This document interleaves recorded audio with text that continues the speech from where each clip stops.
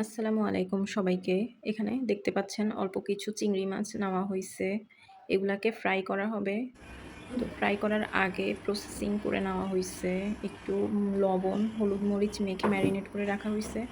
এখন এগুলো ফ্রাই করা হচ্ছে।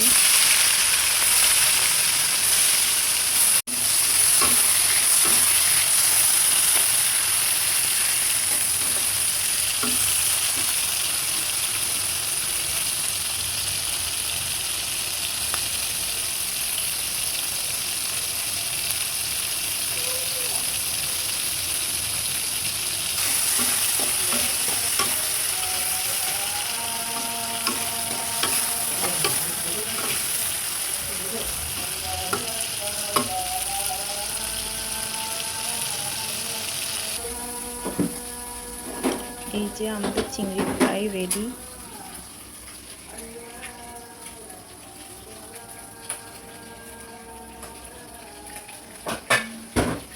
আজকের মতো আল্লাহ হাফেজ।